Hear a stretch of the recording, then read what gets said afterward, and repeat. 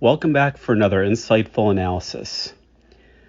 This time I want to offer a bold prediction of where the U.S. economy is heading, and more importantly, what it's going to be like for the working class. First, looking back, any American of a certain age has watched the living standard of the working class go into a long and steady decline.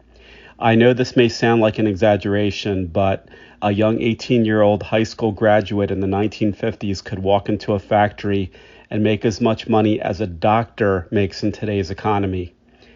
His wages paid for a non-working spouse, a car or two, along with good health insurance for his family, and a defined benefit pension. He also had a union. If he decided to go to college, it was affordable. Today, our politicians refuse to discuss how much things have changed, while conservatives simply deny it. Yes, it's true that a man who worked part-time at a grocery store in the 1950s was able to afford rent. Those days are over, and we need to ask ourselves what went so wrong. Of course, the rebuilding of Europe was a factor in the United States working class boom of the 1950s, when the United States exported to help rebuild Europe. Slowly, European manufacturing came up to speed.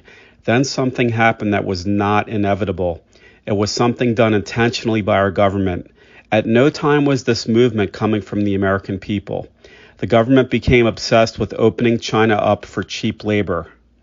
The process started with Nixon's 1972 visit to China to normalize relations. The U.S. began importing from China as its manufacturing improved. In 1979, the U.S. and China signed a bilateral trade agreement, which led to rapid growth in trade. Also, by 1994, NAFTA was signed, which included Canada and Mexico. The key thing to remember about this issue is the American people did not want any of this.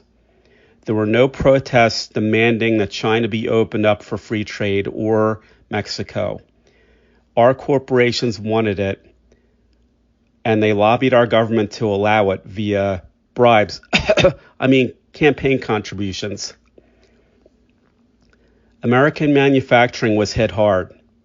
American steel production ground to a halt, unable to compete with cheap Chinese labor. Good jobs for unskilled Americans were replaced by fast food jobs paying minimum wage. The government acted like nothing happened and only concerned itself with total employment figures. The quality of jobs was not considered as being important, only that people continued to be employed. Consequently, U.S. workers predictably went broke. The difference in pay needed to be made up by working multiple jobs and going into additional debt. Here's my equilibrium theory that describes the process and why it operates in a predictable way. I'm sorry my graphics here don't match this example exactly, but it's the best I could do. Okay, now suppose you have two unequal systems that you merge. Suppose you have two separate water levels in the Panama Canal, then you open the lock and let the two levels reach a state of equilibrium. The high water level decreases and the low water level increases. It's the same thing with the economy. Chinese workers were making about $1 a day, while U.S. workers were making over $100 a day. It was and still is an enormous disparity. Workers in Mexico were making about $10 a day, so there too is a huge disparity, taken advantage of when NAFTA was signed. As these systems continue to seek equilibrium, our working class wages will slowly reach equilibrium with these trading partners. This is why our working class continues to decline even while the government says the economy is doing great. Free trade benefits the 1% and corporations whose profits are truly obscene. The frightening part of it is nobody knows how far it will go. Let's try to predict by extrapolation where this is going. Let's review once again where we are coming from and how badly things have deteriorated.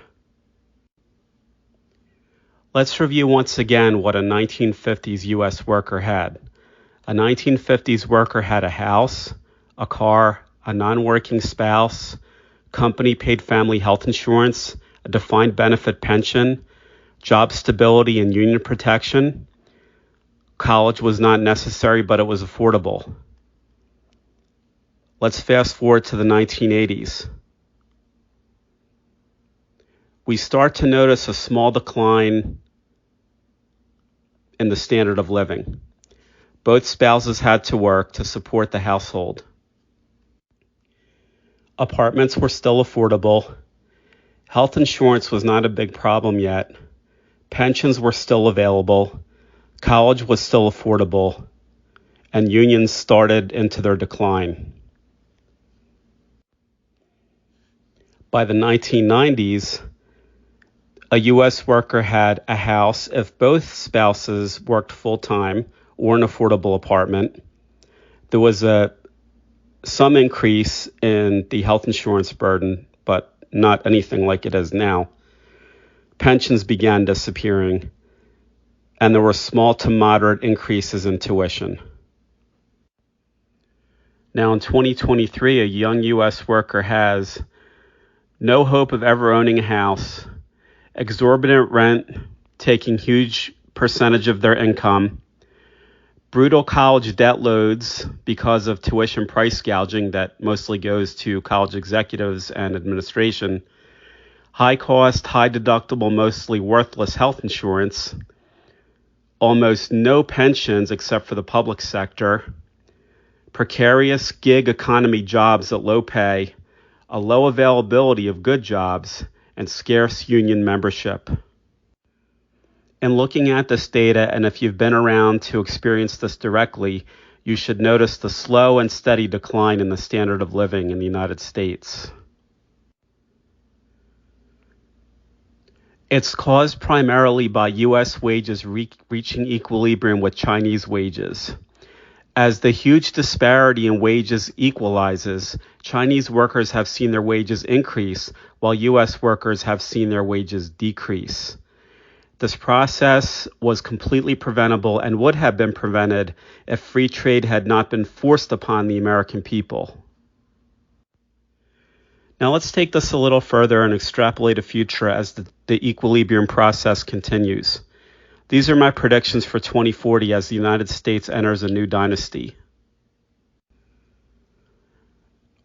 All right, now these are my predictions for 2040. The young U.S. worker will face economic devastation. They'll have no hope of ever owning a home, exorbitant rents with multiple roommates, unable to go to college. It'll be completely unaffordable for no reason except greed. They'll be unable to afford a car. There may be a possibility they could own a moped because that's what they have in China, and they like to copy the government likes Americans to have whatever China has. That's what we're supposed to have. However they do it is how we're supposed to do it. We'll have no health insurance, no health care whatsoever, no pension, and no retirement. You'll just work until you drop. There'd be few jobs, and even fewer that pay anything above minimum wage. There'll be food insecurity similar to the third world. There's going to be probably, maybe on the plus side, people will have they're going to switch to cheaper basic foods, maybe a cheaper diet, which may be a good thing, possibly declining rates of obesity and diabetes. There's going to be a total loss of upward mobility, increase in class consciousness, runaway inflation as the government dumps the entire burden of everything onto the working class. So clearly there has been a shift in wealth from U.S. workers to workers in China. Third world poverty has shifted from China to the United States. What you'll never hear is a politician discussing American declining standards of living and how far our working class has fallen. If it doesn't negatively affect the rich, they won't discuss it.